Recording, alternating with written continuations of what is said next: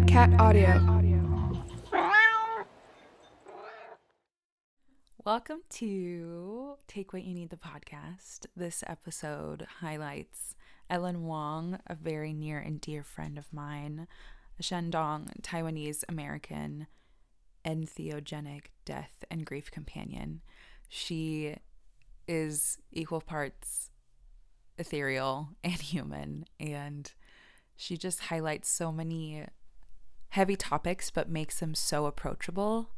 It is such an honor to have her bless us with her wisdom on this episode. I am so grateful to be in community with her. She is amazing. She highlights a lot of her journey through death work and breath work and her micro and macro dosing journey. She is a storyteller. She's a friend. She's a daughter. So with that, I invite you to get into a nice, comfortable seated position. You can soften your gaze or close your eyes. There is no right or wrong way to show up in this moment. Take a deep breath in the nose and let it out with a sigh through the mouth. And I invite you to come as you are and take what you need.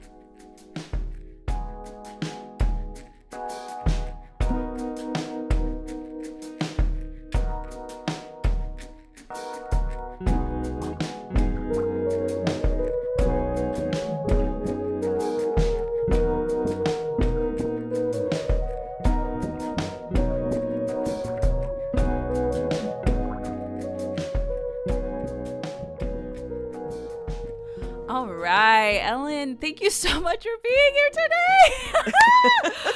I love you so deeply. I'm so honored to be sharing in community with you, in space with you. This is the coolest episode by far, and I am just honored to get to chat with you and see you and be friends with you. And I'm a fan, I'm a friend, I'm a lover, I'm a mother, I'm a child, I'm a saint. You know what I mean? Ditto, like likewise, across the board. I mean, I just love that we're still in connection even after all this time. It's so rad to also witness like where the journey has taken you, like in this space that we call Earth, and then like, you know, just and then your practice. It's can I swear here? Yeah, hell Okay. yeah, babe. Fuck yeah, you can. Fucking yeah, right. I had Yeah, to make you sure. can. Yeah, it's fucking rad. It's just so fucking rad and so inspiring. So Thank just you. thank you. Yeah. I feel the same way about you. So Ellen and I met 2018, 2019, Yeah. 2018. I think so. And we met through our mutual Reiki teacher, Sid. And I remember meeting Ellen and Sam, your business partner for We Are All Daughters. And I was like immediately, well, I wanted to get a job at Daughters is what I was trying to do. So I had like met you at Verve with Sam and was like, hello, ma'am, hire me, please. And you were like, what the fuck? I mean, little did you know. I mean, we're like, we can't even pay ourselves right now. So the idea of having an actual employee that we're responsible for their livelihood, I was just like, oh God, we're so far from this. But I would have loved to have your energy on board. Hands down. That would have been so rad. I'm still available. So anytime you want to talk, I'm happy to discuss. Yes, but it's so interesting to like reflect on our journeys from 2018, just starting out in Reiki. You know, it just was so, you know, beautiful and intentional and like simple in a way. And then to see where your journey has taken you from starting off at Reiki. I was going to ask you actually, like, when you started doing Reiki, what was your intention at the time? Like, did you have like a set feeling like, oh, I want to focus on this? And like, how did that kind of transpire for you when you started? Yeah, no, thanks for asking that question because I feel like it's been so long ago and it was at the very, very start. And I actually didn't study with Sid. Oh, okay. What I did was I took one of those like weekend Reiki, like attunement, like Reiki 1, Reiki 2. Gosh, I'm trying to remember her name. I know the first name. The first name is Kat.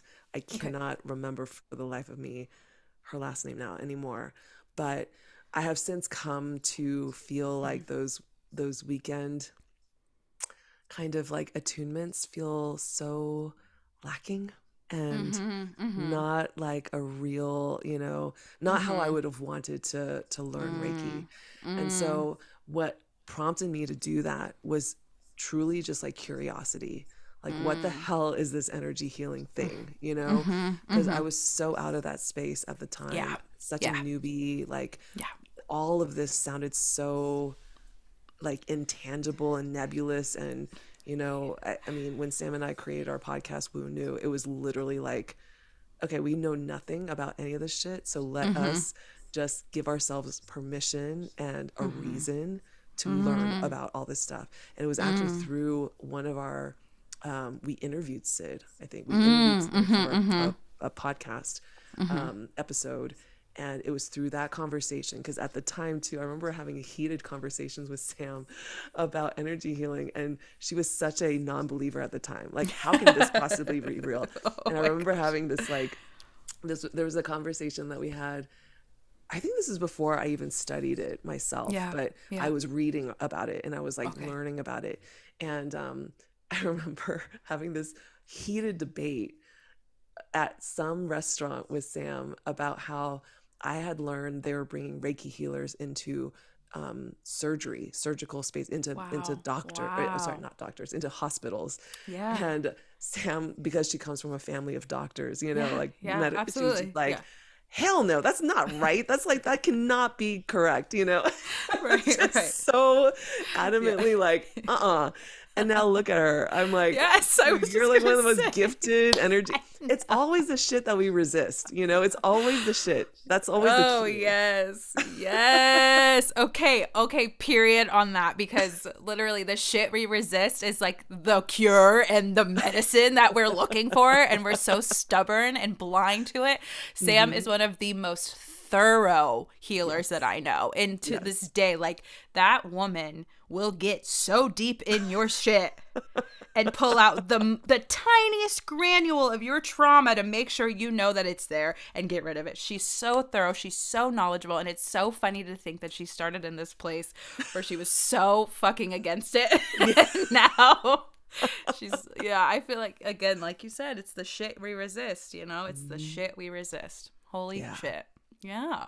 100%. So then you're now, so you've had these heated debates, you're reading up on it, you've interviewed Sid, and you're like, okay, I'm going to do this for myself. Like, did you have an intention? Did you have like I don't know. It's like, you can't plan when you're a spiritual person, but like, as a newbie, you do. Yeah. Yeah, totally.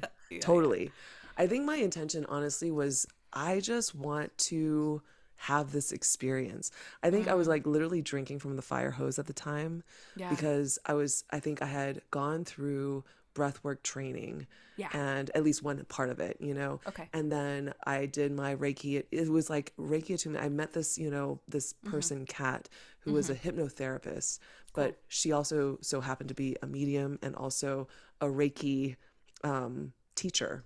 And so that's why I was like, okay, let me do this Reiki thing and just see what this is about.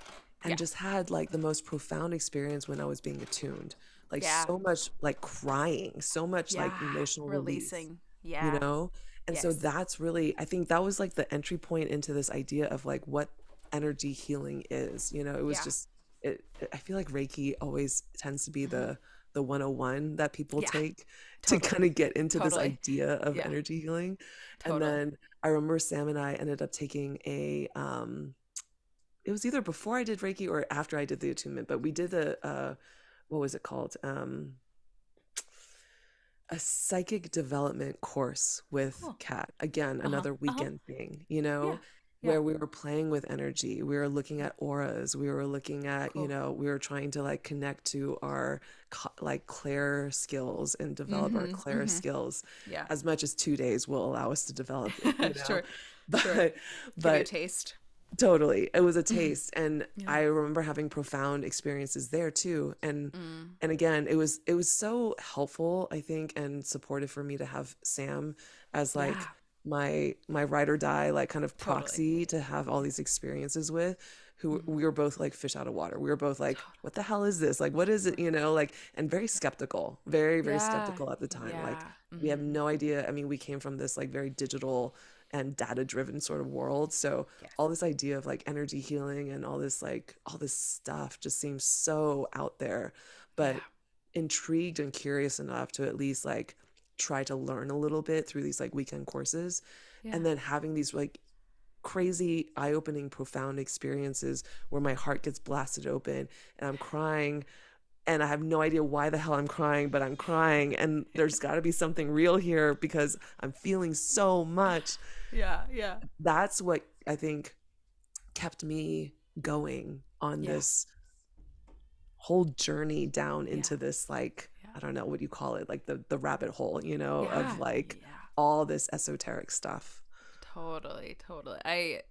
I love this idea of curiosity or just being, yeah, like just wanting to know more or being just open to the idea, because it's so easy to like write everything off as like, well, that doesn't make sense, or like, well, that couldn't possibly be, and to like let your logic brain just kind of step in and kind of, trump any hope or excitement or just like, A yeah, hundred like, percent. yeah, curiosity. And I think that's kind of what leads to an open-mindedness, or like even just like an openness to seeing what could be, because like from Reiki you went to breath work, and to like from breath work you're moving into this death work now, and it's like this journey. Like I'm sure you probably, like when you're doing these classes, you're not thinking like I'm gonna do death work, it just kind of falls into your lap again, and it's like yeah, you're like, how did that fall into your lap for you? I'm so curious about this death work journey. Yeah, it was never even a thing in my system Yeah. until I feel like maybe last fall. Okay. Yeah, maybe not even fall, but maybe even like winter. But I think what happened was between breath work Mm-hmm. and this death work, Mm-hmm. there was also medicine work. And so I Mm. think after getting certified in breath work and Yeah. starting to hold space, for breath work journeys, Yes. I started to work personally with like the sacred mushroom, doing Yeah. microdosing as well as macrodose journeys, not ever guided, but Okay. fully intentional, Yeah. with my husband. So we would Yeah. always, this is like 2019, we Okay. would always go to Idlewild. It was the first time we Yeah. ever gone to Idlewild ever. And Uh-huh. now we live Uh-huh. here. Yeah. But like first time we ever, I think March of that year, we were celebrating our second wedding anniversary, Mm-hmm. and I had already started microdosing at the time. Mm-hmm. So I got some extra, some medicine from Mm-hmm. the woman that I was buying it from, Yeah. and we went to Idlewild, and I had what I would consider my first conscious awakened journey in Idlewild Mm-hmm. that Yeah. March. Yeah. I cried for 5 hours. Oh I my God. journaled and like crazy wrote like all the Yeah. stuff that was pouring through me. Yeah. And the crying that I was experiencing was just, it's like 30 years of grief that I had held on Mm. to since my dad died when I was 15, that I had never Mm. fully honored or expressed. It was all Mm. being excavated at that time.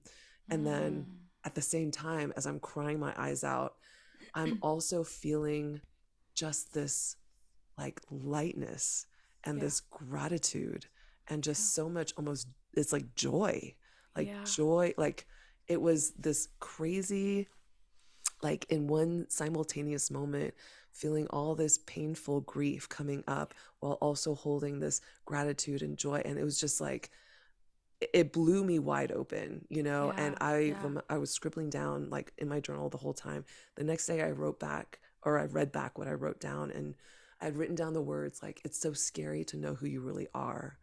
And what I Oof. realized in reading that was that's what I was experiencing in this mushroom journey. I was Mm. getting to know my truth, what I was holding in my body, all of this energy, this emotion that I had just suppressed for so long, not allowing Mm. myself to feel both spectrums, like the deep, deep grief, as Yeah. well as also the gratitude and the joy and the release. It was Mm. like I wasn't able to feel any of that. I had suppressed so much of that through, Mm. alcohol, drugs, like everything, work, you name Yeah. it. Like Yeah. any Yeah. escape vehicle, I was on it. Yeah. And Yeah. so all of this finally came out, and I was like, holy shit, I am finally coming face to face with who I am and getting to Mm. know who I authentically am. And it's Mm. scary as fuck, you know, to actually Mhm. start to feel all these things and to allow Mm. yourself to feel all these things and acknowledge that you're holding so much. Mhm. And so what I really experienced that very first trip and in every subsequent trip after that Mhm. was a death. Like I was walking through a death portal. I Mm. was Mm. releasing all of this like old baggage and Yeah. even beliefs about myself, you Yeah. know? Yeah. And so that's really, I think, where I started to get introduced to this idea of death. I didn't name it that at the time. Yeah. To me, it was just like trauma work. It was Yeah. me facing my Mhm. trauma, facing all this stuff Mm. that I hadn't allowed myself to face before. Yeah. And then slowly over time, through the evolution of these journeys, the Mm. mushrooms ended up becoming, they were my teachers all the time, you know, the whole way Yeah. through. But there was a Absolutely. lot of like excavation and Yeah. release that had to happen before Yeah. they can actually step in and start teaching me, start showing me Mm. these like kind of like universal truths Yeah. about the way we operate, about energy, about what's important, about, you know, what I need to, like wisdom that I need to hold in my body. And Mm. on one particular journey, it may have been a year or two after I had started these, you know, walking with the mushroom in this way. Yeah. There was one journey where I was laying on the couch looking up at through the window up at the stars, and it was almost like I was seeing invisible like imaginary smoke in the Yeah. air. Yeah. Yeah. And I felt my hand like kind of reach up to kind of grab the smoke that I was Yeah. looking at, and I couldn't grab anything. There was Yeah. nothing to grab onto. And then Yeah. all of a sudden this like sort of download, this knowing of Mhm. like, it was like the medicine brought me to my breath. The Yeah. in breath being this Mm. expansion, Mhm. this out breath being the contraction. And they were Mm. like, do you see there is like this motion, this expansion Mm. and contraction in every Mm. single breath, this birth and a death in every single breath. And Mm. with the smoke, it's like they were showing me like nothing here is graspable. There's nothing that you Mm. can really attach to. It's all Mm. illusion. It's nothing. There's nothing here. Everything is Mm. temporary. Everything is Mm. going to change. And so Mm. I think that was the first moment that they planted the seed of this idea of expansion and contraction. And they showed me a Mm. jellyfish moving through water, Mhm. expanding Mhm. and contracting, and showing me Mhm. how like it's only in the contraction, those really Mhm. uncomfortable moments, where the Mm. jellyfish actually moves forward in the water. But when it's Oof. fully expanded, they're actually stationary, you know? Wow. And just like my mind was just like, you know, like with like, oh my God.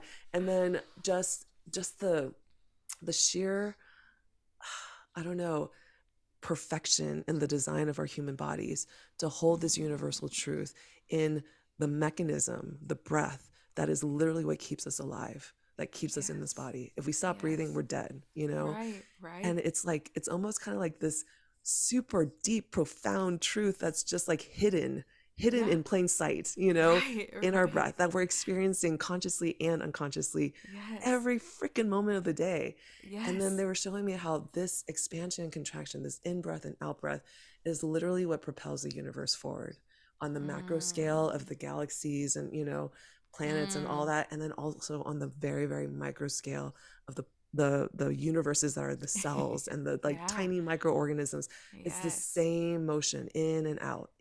out, you know? Yes. And so I think when that seed was planted, something shifted in me and I started to Mm. really see everything in my life as this natural cycle of Mm. birth and death, Mm. expansion and contraction, and Mm. recognizing the moments where I'm feeling super tired, like I can't lift a finger, I'm so dead, I can't do anything anymore, Right. Right. as like moments that is really just my body inviting me to rest, to Mm. contract, to be in that space of the womb, to be in Mhm. the darkness again, to Mm. just, Mhm. you know, lay low and be still. And then Yes. moments where I'm feeling the energy like building and like Mhm. expanding to start to Mhm. actually move and take action and to create and do all these things that I Mhm. want to bring into the world. And like Mhm. just even recognizing that, oh my God, both need to exist. Like I can't just keep on being Mm. expansive. I have to like contract at certain Mm. moments. And Mm. then to like suddenly realize like, you know what? This is the natural order, the natural cycle of life. And Mm. this year alone, the big theme, I feel like each year has like a theme Yeah. I'm moving through. And then all these lessons that you learn in that year sort of like align to that theme. So Totally. this year, 2023, was definitely the theme of how do I be in right relationship with the medicine? That was always my intention with this year. How do I get in right relationship with the medicine that I'm facilitating, that I'm stewarding, this sacred mushroom that has allowed me to sustain my life, Yeah. how do I be in right relationship and not extract and not bring in, any of these like oppressive colonial sort of, energies into this space? Like, how do I Yes. keep Yes. this pure and Yes. in integrity, right? Right. And Absolutely. what this pursuit of this intention brought to me was, it's not about my relationship with the mushroom. That is almost kind of like an afterthought. How the fuck do I get in right relationship with myself? How does that happen? How do I honor the natural cycles within me and Yes. my relationship with the earth, my relationship with source, my relationship with the universe? Yes. And so I think it's this that started to get the wheels spinning around death doula work. Because Yeah. as soon as I heard the term death doula, there's something in me that just sort of woke up and was like, what is that? I Yeah. feel like there's something there that I need to investigate. And Yeah. it wasn't this like, ooh, I can't wait. It was this like, fuck, I have to go there. You know? Yeah. It was that. And I want to stress that, because this bullshit, like, your body's all lit up with like passion and desire. Maybe that happens Sometimes. in some time, Sometimes. Sometimes. but like the moments that are the most pivotal for me are the oh fuck moments. The Yeah. God, okay, here's the door, here's the path. I think I have to walk this. And Yes. it's like all the signs are pointing there, and I'm dragging my ass going like, do I have to? Fuck, I think I have to. Yeah. And Yeah. so that's really what led me to find a Lua Arthur, Yeah. who goes by Going with Grace on Instagram. Okay. She has a big following. She just did a TED Talk this year in April Wow. after our death doula training retreat in March. Yeah. Okay. And brilliant, beautiful being. I can't Yeah. say enough good things about her. Yeah. But this training in March completely changed my life. And I Mm. went into it again, not going like, hey, I want to be a death doula. Right. It was Right. like, fuck, there's something here that I need to investigate. And I don't know why I'm pulled into this work and what Yeah. intrigues me so much, but I'm curious. It was Yeah. just like, I didn't feel as much of the oh fuck moment with Reiki, Sure. but it was Sure. still that sort of like, I wonder what this is, without Yeah. any expectation of outcome, Absolutely. you know? Absolutely. I do know. I feel so much about what you just so eloquently said, and just like highlighting the beauty of this journey, good and bad, quote unquote, good and bad. What we label as good and bad, the contraction and the expansion. And there is so much to be known about ourselves in these moments, and to have enough like foresight or just wisdom even to just be able to see that as such makes it almost worth it, I think. Yeah. Like, even in the moments of like, this sucks, I hate everything, I'm so over it all, like there's wisdom there, there's nuggets there, there's gold there to be found. And it's like, not to like toxic positivity it or anything, but it's just like, do you know what I mean? Like, it's so Yes. there's so much beauty there, and there's so much to be found and like nourished. And then also, like you said, the rhythms of your life, like really getting to know yourself in a way to acknowledge the rhythms of your life, and inviting yourself to have this rest if needed, inviting yourself to create when it's time. It's there, the ebb and flow of everything. That is the rhythm of life. That is Yes. the cycle of it all. And I think definitely in spirituality, there's room for expansive, there's room for everything. It's an unlimited abyss of just what could be, this justness, you know what I mean? This like ness of just like of possibility. And I think that's such a beautiful thing, and being able to like speak to it is so cool and so human and so like nurturing and beautiful. And I couldn't say enough beautiful things about that, because it does highlight so much of what this experience is. And also too, that idea of like, fuck, I need to do that.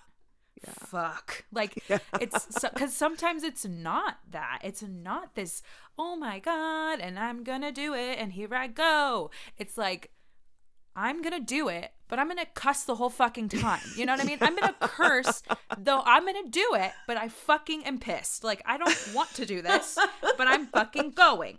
Like, I'm gonna pout and I'm gonna be a little baby about it, but I'm gonna do it. And like, that's real. That's real shit. Like, Yeah.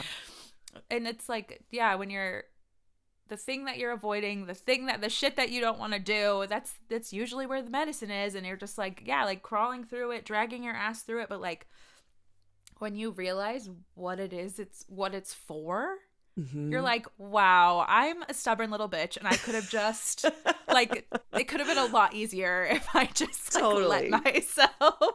Totally. But I think that's a part of the human experience. I think that's why we're here to have these human experiences, to drag our ass, to be annoyed, to be a baby about it. Because ultimately, at the end of the day, there is something waiting there for us, and there is something to be discovered. Yeah. And it's like, so like I always do that when it's like the hardest time and I'm at the peak pivotal moment at the pinnacle of my pain. And then like I ever receive the thing that I'm fighting so hard to get to, or whatever the case may be. Or like the resolution finds me and I'm like, wow, that wasn't so bad after all. It never is, right? It never is. It's your little brain, your little silly human brain that's just like, no. That's scary AF. Like, we cannot go there. No. Absolutely not, you know? Yeah, yes. And then once you get to it, you're just like, oh, what? Okay. You know, I'm so much happier now, and everything's so beautiful on the other side. And why was I even ever upset? I couldn't believe that I would do that. And then like, it's the same thing with like my mediumship. Like, I like seeing and talking to ghosts is not something that was on my bingo card of my life, you know? Like, totally. I can see that. I was like, are you fucking for real? Like, don't let me do. Okay, it's happening. Okay. All right, this is it. Like, I'm like, the more I do, you just find that you get so uncomfortable fighting it at that point, right? Like, your life just goes to you know, haywire, and you're just like, okay, I'm doing it. I'm gonna do it. I'm doing it now. Like, hell or high water, I'm gonna do it. And then you're like, okay, well, yeah, it's weird, but this is what I do, you know? Yeah, totally. I think the things that we fear the most, the things that we're most resistant to, there is something. There is some, it's almost like just go there, okay? Because the shit that's easy, that's just playtime, you know? Like, it's like, you know, it's almost kind of like a distraction. Like, you know, dabble in it, sure. But no, this thing that is like terrifying you to death, that's where you go. I've learned that now. Absolutely. You're like, you see that thing with the barbed wire and all the thorns, and it's kind of dark, and there's like something's creepy looking at you. That's where you need to be. That's where you need to go. That's like, they're like, strap in, baby. That's where you're going. You're like, oh my God, I thought I was on the bunny slope. And they're like, black diamond, you know? Like, I've never skied before, you know? Totally. 100%. Yes. Yeah. Yes. It is a beautiful, horrible thing. Yeah, it is. It's like a cosmic joke, you know? I'm like, why can't you just, you know, make it easier? I don't know. Oh, for sure. You know? Sure. Absolutely. I mean, I feel like the theme in my life, especially just as of late, has been like, there's purpose in the pain. There's purpose in the suffering. Yeah. And I've had to accept, you have to accept a lot of things that may not feel good, you know, and but there's something there that needs to be experienced, that your soul is yearning to learn, and being open and receptive to that. It's like, I guess it's just not meant to be easy. That's not the point. Right. You know what I mean? That's not the point. Like, we're here to learn. We're here to gather. We're here to expand. We're here to experience, to love, you know what I mean? Like, we're here to do so many things in this one life, and that's another thing that I've heard my whole life is this: you have this one precious life. You have one precious life, and it's like, what are you doing with it? What are you doing with your one precious life, you know? And I also wanted to touch on this idea of like we don't hold on to anything, you know what I mean? Like, this, and the same on the other side of that coin, it's like, but none of this fucking matters, baby. You know? Yes. Like, I've been living with this idea of like, you live on a floating rock. None of this fucking matters. Right. Like, let it go, you know? There was a recent journey this year where I was laying on the couch and I was staring up the mountain, and my husband was having a hard time with his journey. And so he Mm-hmm. had his head sort of like resting on me. It was Yeah. heavy. It was like I Yeah. was just like, oh God. Bowling And ball. then Yeah. I had the heaviest, the biggest dog like on me. And so I just Yeah. felt squashed by the two of Yeah. them.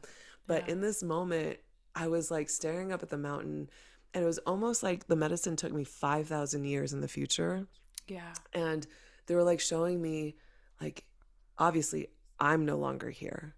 This Right. house that we're in, that we love so much, is no Yeah. longer here in 5,000 Mm. years. This Yeah. mountain may not even be here in 5,000 years. This Yeah. earth, who knows, you know? Right. And Right. so it was almost like one thing after another. They were just like taking it away. Like, none of Yeah. this shit. Like, who's going to know your name in 5,000 years? Right. Who's going to know Right. what you've done here, you know? And Right. it's not to say that, we're not important, or that we're not doing Sure. important things, or Sure. worthy things, or that we are unworthy somehow. It's just that even who we are, our identity in this Yeah. lifetime, in this body, Right. is meaningless in 5,000 Yeah. years, Right. and it was just Right. such an important, I think, pivotal, profound thing for me to Yeah. Yeah. experience the realization of, because Yeah. it really puts everything in perspective. It All the does. piddly shit that like we get caught up Right. on, Right. why bother?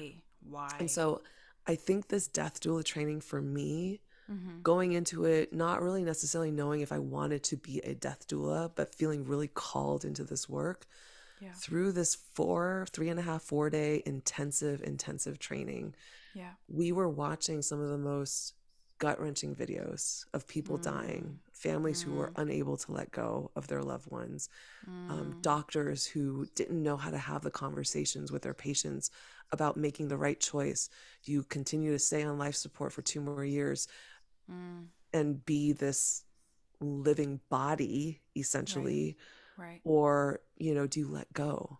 Yeah. Like, I think modern medicine has like made it really hard Mm. to make that sort of moral choice within us, Mm. because we're Mm. also wired now to live, Mm-hmm. save. And that's how doctors Mm. are that's how they're primed in their education. Of Save a course. life. That's how hospitals are ranked. How many people do you save? How many people do you cure and heal? So Right. we're in this business, in this mindset of Mm. saving and healing. We're not in Mm. the mindset of letting go and allowing the natural Mm. cycle to take its course, allowing Mm. people to die with dignity and peace and grace Mm. when they need Mm. to. Mm-hmm. And then you Mm-hmm. start thinking about all the ways in which we actually die in our lives while we're living, Mm. all Mm. the transformations, the changes that you go through, moving, right? Mm. Breakups, divorces, ending relationships, starting new ones, all of these changes to your identity, to your Yes. personality as you heal, to Mm. your, identity as you take on new roles. And, Mm. now I call myself an entheogenic death companion. And Mm. that's a new thing for me as of Yeah. this year. Yeah. But this is something I'm stepping into. So I'm going through this transformation, and it's requiring me to let go of some of this old stuff and to Yeah. make room for some of this new stuff. So the Yeah. practice of death, I consider it an actual practice, Yes. going on these medicine journeys, Yeah. walking consciously and intentionally through death portals, and Right. experiencing the death, experiencing the grief that comes with any letting go, even if it's a letting go that you want. You Yeah. always have grief, but Yes. allowing yourself to go through the experiences of these sometimes not so pleasant and, Mm. joyful kind of experiences, Mm-hmm. but learning how to let go, learning how to Yes. detach, learning how, Yes. you know, to make space for something new to evolve into, to Yes. become. Yes. I think this practice ends up helping us at the very, very end of our life, when this physical body is starting to let go, Right. and we've done all the things that we wanted to do. We've said all Mm. the things that we've wanted to say, because Mm. we didn't live in a state of fear all the time. Mm. We Mm-hmm. faced our Mm. deaths over and over, all the little deaths that we had to Mm. face. And Mm. that's where I find this practice so Mm. fucking powerful. And this training, whether you want to be a death doula or not, so insanely life changing and life giving, because it's brought importance and just, I don't know, it's brought presence, I think, into me and my relationship with my body, and recognizing like every single moment we have on this earth in this body is sacred and it's precious, and it's not to be squandered or wasted, you know. And also in 5,000 years, it's not going to matter. Right, right. But holding space for both of these beautiful ideals and this idea of loving what's here with open hands. It's this idea of living with open hands, like giving what's given, taking what's given, releasing what's taken. You know what I mean? And like the ebb and flow of it, and having, like, I feel like that's just like the ultimate, you know what I mean? The ultimate lesson here is that none of it can stay, nothing can stay, but while it's here, enjoy it. And like really, really indulge yourself in it and be present and really, you know, make the most of this. This one precious life, you know, like what are you going to make of this one precious life? Right. But like, yeah, I think that's often something people struggle with, is this idea of being able to live open-handed and to not want to cling to the things that feel good and like want to just reject the things that feel bad all the time. And I think we're not, as a society, very good at this idea of like finality and processing what it means for things to really be done, you know, and to really go. And that's not something I think we teach or we really learn how to deal with. And I think death is such a big topic, and it does feel scary because I think of it's the finality of it all, you know. It's just it's the end of something, and it's like you can't get it back, and that's hard to wrap your mind around, in the sense of like in the natural cycle of life, things coming to an end. Like the party never ends. People don't want the party to end, you know what I mean? Like the party never ends, but I don't want the party to end. Like, and I can understand that, like, that's scarcity mindset almost. To just hold on to it all as long as you can. And like when you were mentioning this idea of like 5,000 years, like what will be in 5,000 years, what will we be? We'll be nothing. We'll be dust. And it's like I kept hearing the phrase like the beat goes on. The beat goes on. Like you just like, we're a blip on this lifetime journey, on this timeline. We're a blip in this moment, and the beat goes on. Oh, I love that so much. I like need that tattooed on me, you know? Hell yeah. Hell, you and me. Matching tats. Let's fucking go. Maddie too. All three of us. And the beat goes on. I'm serious. 100%. I will do it. I love it. I love it. Everything you said too. It's like, it's like I'm starting to just kind of relish in these universal paradoxes, you know, the preciousness and also the not, you know, like the temporary, you know, impermanence, you know. It's like these two very opposing forces all the time, in the same way that like in a mushroom journey you're able to feel that tremendous grief and sadness at the same time that you're able to feel that tremendous gratitude and joy. And it brings me to actually this moment, you know, I don't want to get super political, but I think we're seeing it with this war in the Middle East, that multitudes can be held in one breath, in one space. You know, there's multitudes of feelings that you can have in one single body with what you're seeing, you know. And so I think, like, for me, in witnessing the violence and everything, I'm also at the same moment feeling such tremendous gratitude for the privilege I have to be here in this body on this side of the world, you know, and to not be living in what feels to be like hell on earth. And so it's like, and for the first time, I think I'm also not feeling guilt for that, you know, because I think the guilt sometimes can be really like ravaging, you know. But to be able to hold both, to have the compassion for what every single side of this is holding in their bodies, whether they're in their defended self, you know, their wounded self, acting from a place of pain, you know, or from a place of just like avoidance, you know, like I can't take this in, I have to escape this, I don't want to look at it. I mean, you kind of have to honor everybody's choice and everybody's the way they're processing this, you know? Right. And Right. so, yeah, I just feel like the idea of being able to hold multitudes in a Yes. single moment, to hold Yeah. paradoxes Yes. within our single body, you know, our Yeah. individual body, Yes. is that in itself is such a, it's like, I think that's the medicine right now of this moment, Yeah. you know? Yeah. And Absolutely. there's death and life in that, you know, that is Yes. the ultimate paradox. That Right. death is happening as we're being reborn through death, you know, into Yes. a different Yes. form, a different thing, you know, whether you want to Yes. talk about physical death or the death of a partnership, the death of Yeah. a place of residence, you know. Absolutely. Yeah. And I think it's important too, also with like the grieving and the loss, and like giving yourself space to do that, and like time to process these things, because it's like you said, even if you want that thing to go, you're Mhm. still gonna grieve it, and there's still like Yeah. a new version of you loading as you're stepping into this new chapter without that relationship, that person, that place, that thing.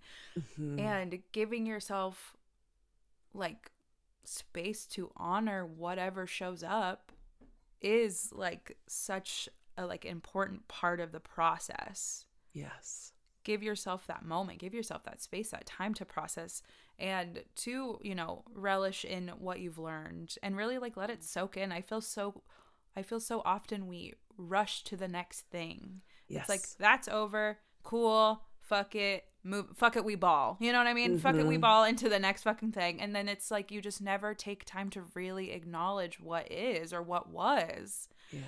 And there needs to be like space, I feel, created for, that mourning, that grieving, that celebrating. Yes, it is a celebration. Even Mm. in sadness, it's a celebration, you know? Yeah. It's a Yeah. celebration of what was. Because I think in every single situation and every single event in your life, Yeah. you receive something. You Yes. know, it may not have been the easiest gift to receive, but Totally. you receive something, you know, Yeah. some new Yeah. way of looking at the world, some new Right. insight about something, some new insight about Yes. yourself. And Absolutely. so I think this is why I think for me and the way I work with clients too, I so stress ritual, Yeah. because the ritual of endings Mm. is so vitally Mm-hmm. important. Saying goodbye to a house by burning incense and honoring each room, you know, honoring the spaces that you had occupied, the energetic Mm-hmm. connection that you have with a house before leaving Mm-hmm. it, you know, that's just one Mm-hmm. example. But same thing for a relationship, even if Mm-hmm. there's like, there may be angry feelings or bitter feelings or sad, you know, Mm-hmm. my hope is that we can create rituals around these endings, all kinds Mm-hmm. of death.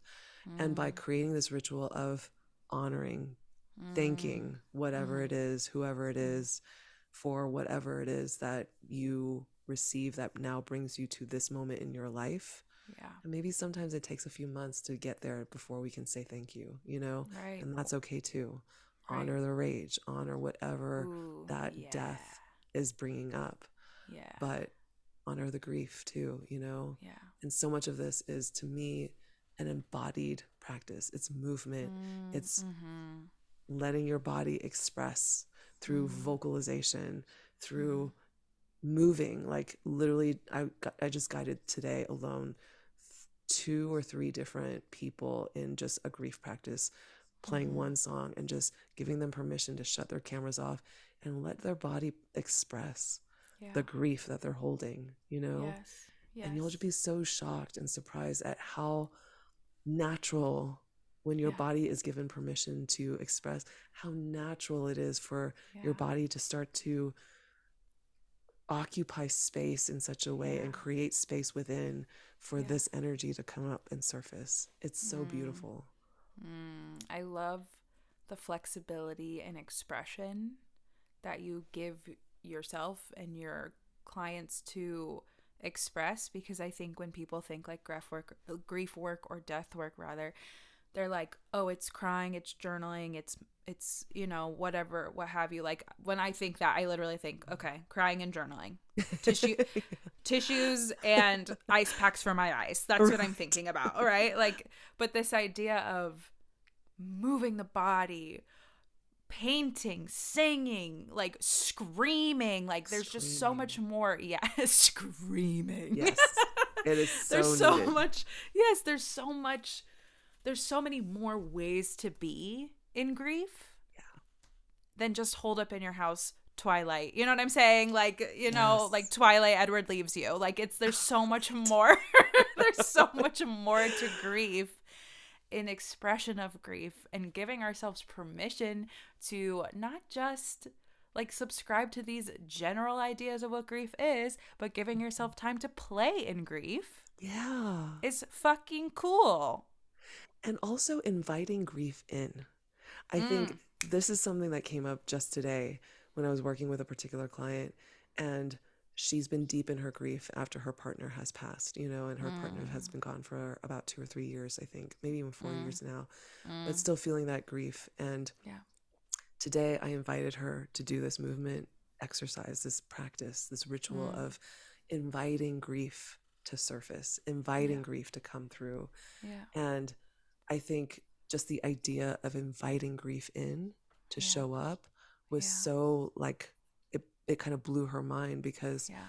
it's always something labeled as bad. And now even in the Mm-hmm. medical system, in Mm-hmm. in therapy work, we've Mm. pathologized it. Just Mm. after after the after George Floyd died, actually, I think it was in 2020, Mm-hmm. when so much of the world was grieving. All of us were grieving Mm. together, right? Mm-hmm. Now there is, I forget the actual term, the medicalized term for it, but there is kind of like this intense or extended grief that is now Mm. a diagnosis that you can receive from a therapist, that Mm. thankfully gets you paid time off. That there's a Mm. positive and a an Mm-hmm. upside to this, now Mm-hmm. that it's recognized as like Mm. Mm-hmm. a disorder.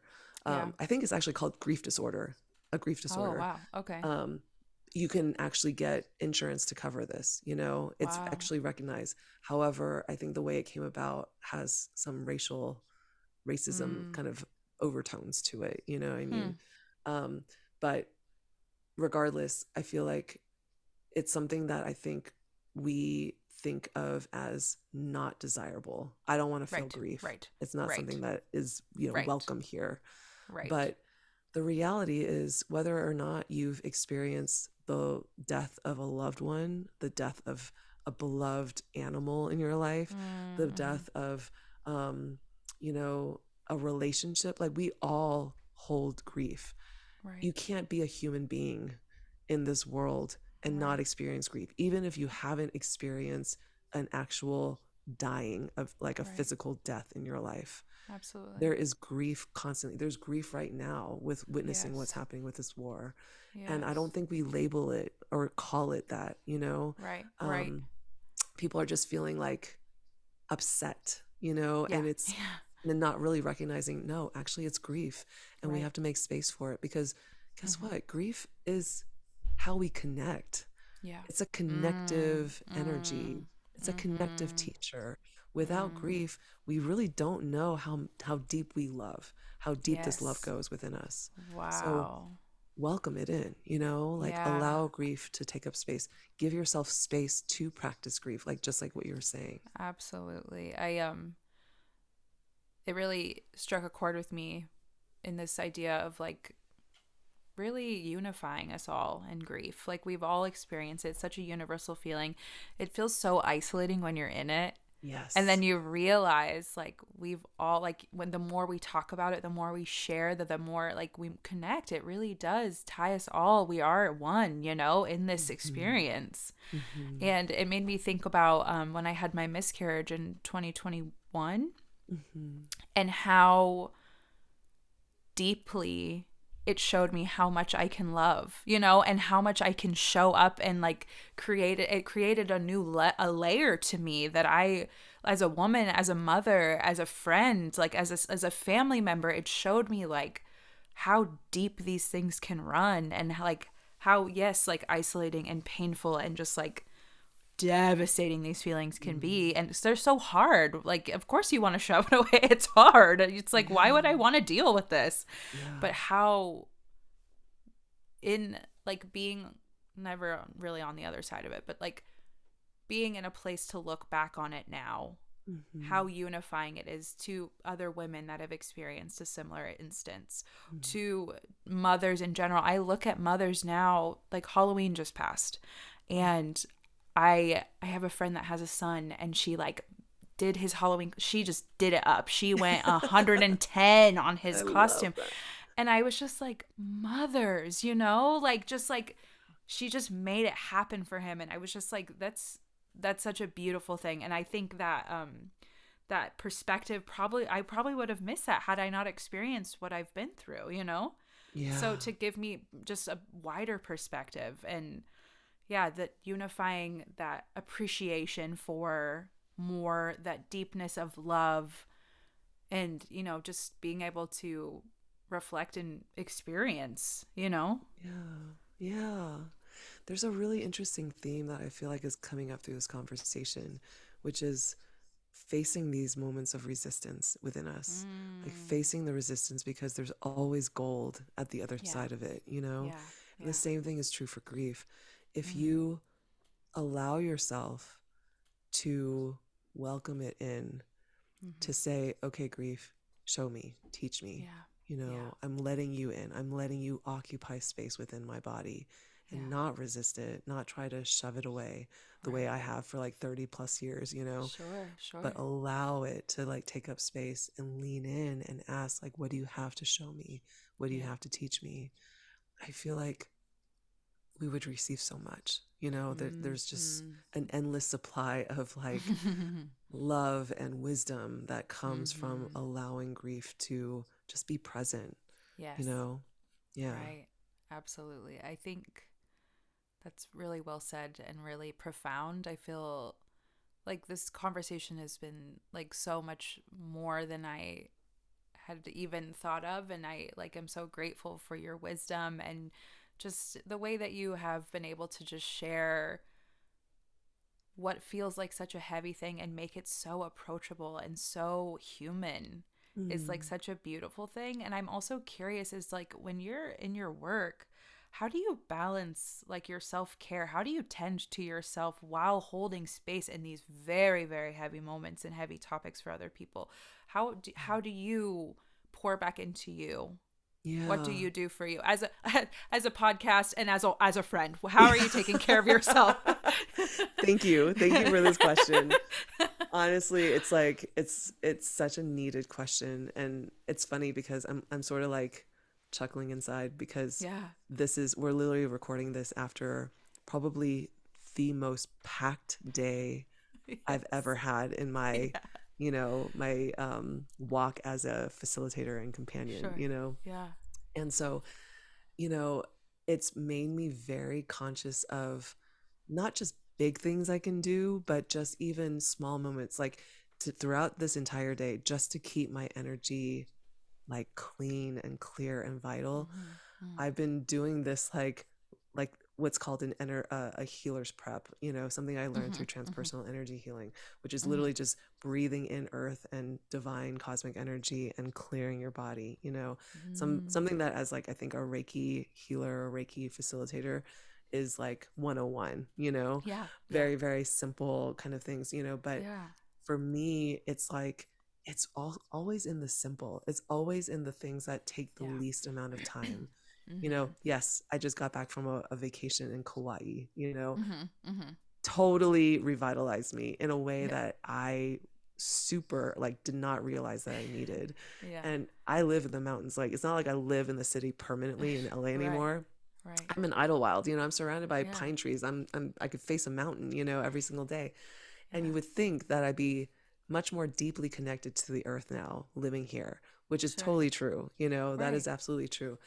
But it took this trip to go to Kauai, Mm-hmm. where for 5 days I was out of my normal day to day Mm-hmm. element. Mm-hmm. Mm-hmm. And all I wanted to do, like in previous trips there, I Mm-hmm. would be like, let's go hike here, let's go swim over here, let's go to this beach, let's go to that, you know, Yeah. just Yeah. going all over the place.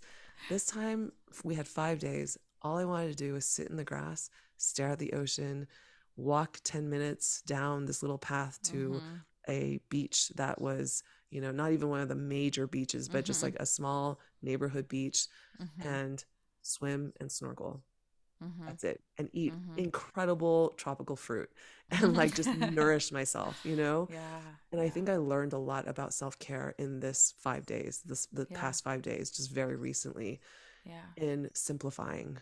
Like, Yes. don't Yes. get extravagant and crazy with the shit that you're trying to do to like clean and Right. clear your energy Right. and nourish your body. Like, it doesn't have to be so complicated, you know? No, yes. The simpler, the better, you know? Absolutely. It's really stillness in Mm. nature for me, stillness Yeah. under the sun, soaking in Yeah. the sun rays, breathing, Yeah. returning to my breath.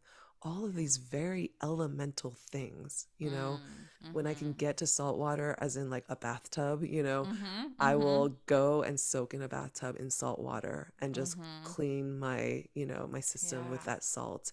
I got 5 days, a beautiful 5 days of swimming in the ocean.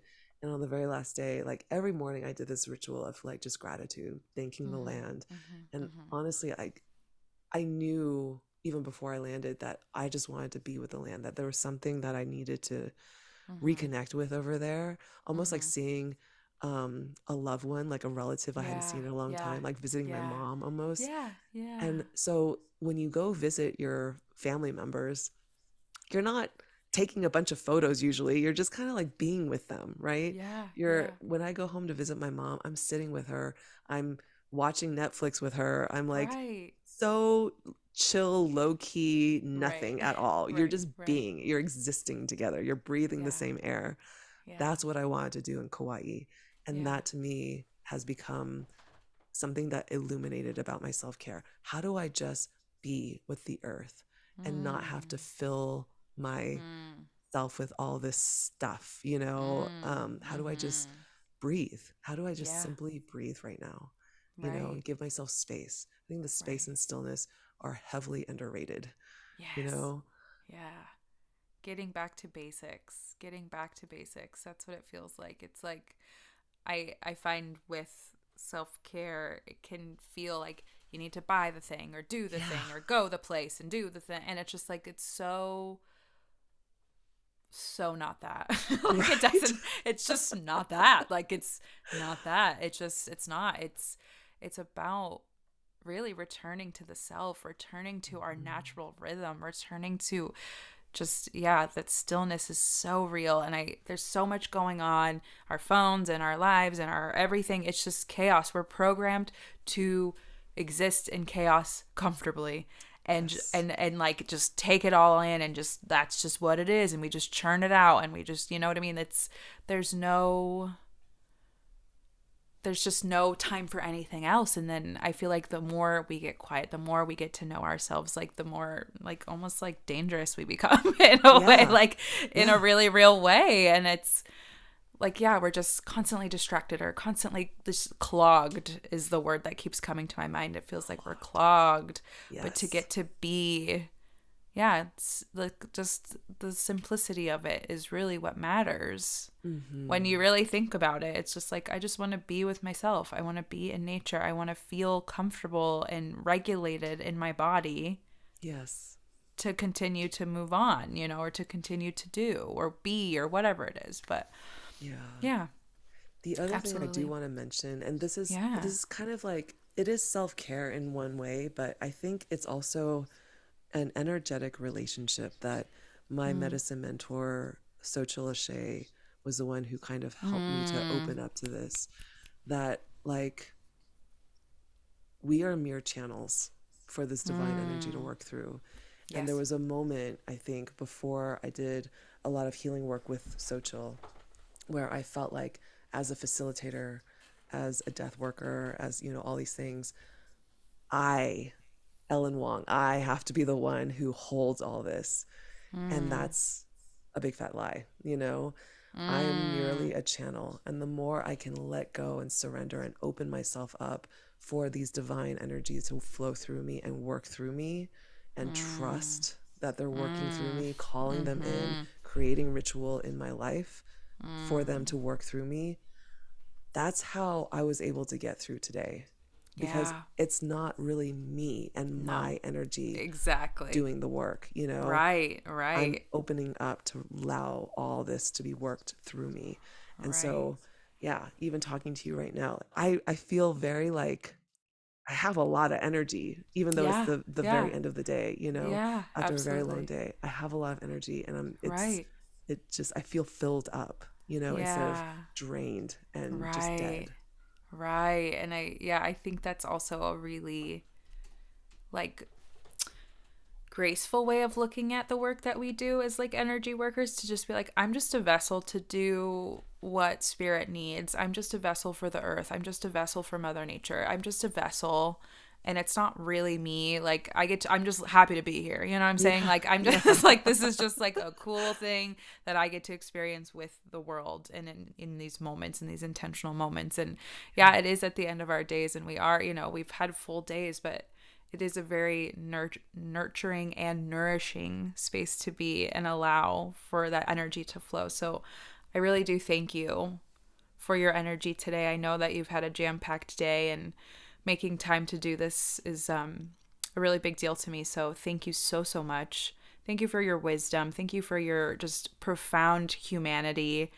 You're so approachable and gentle and honest, and I felt so like comfortable. I mean, I always have, and I know you as on a personal level, but even in just in this new endeavor, like it just feels like home. And I really appreciate you creating that space and just being so open and so real and fun, and just like an all-around joy. So thank you for being here and sharing your magic with us tonight. It means a lot.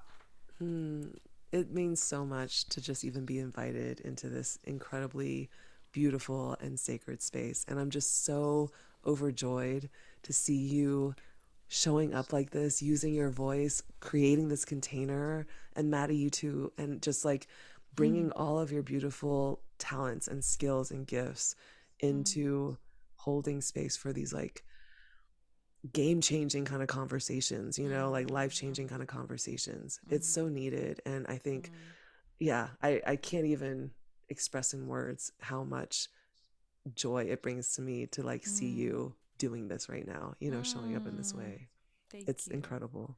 Thank you so much. It's, yeah, I mean, ditto, ditto, ditto. Everything you do, I'm a huge fan. I love you so very deeply, friend, and I'm excited to share this beautiful wisdom with the world, and for people to get to experience you the way I get to experience you, because you need that. We need you. We need you. The world Same, needs you. same, Thank you. same. Thank you, Angel. Love Okay. you. Thank you. I love you too. Okay. Bye, honey. Bye. Thank you so much for tuning in to this week's episode of Take What You Need, the podcast with Lexi Bordeaux, featuring Ellen Wong.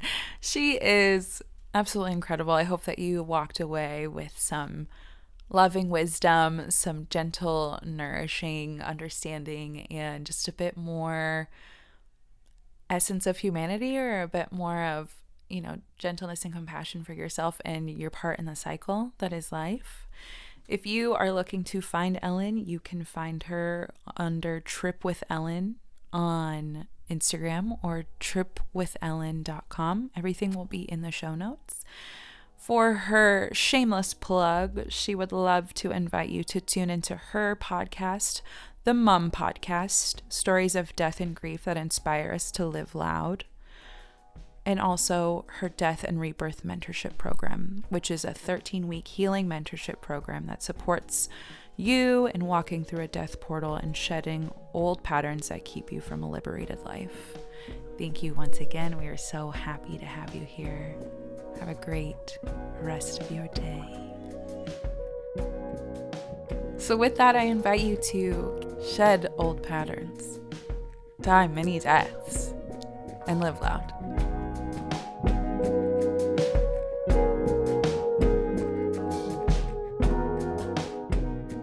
Take What You Need, the podcast was created by Lexi Bordeaux and Madeline Doss. Original music and production by Madeline Doss. If you enjoyed this episode, please add it to your library, follow the show, leave us a review, and send it to a friend. It's the best way to spread the healing that you just heard. I invite you to join on Patreon. Patrons of Take What You Need enjoy exclusive updates, minisodes, shoutouts on the show, Reiki sessions, and more. Go to the show notes for the link, as well as all the links for our socials. This is a Bad Cat Audio podcast.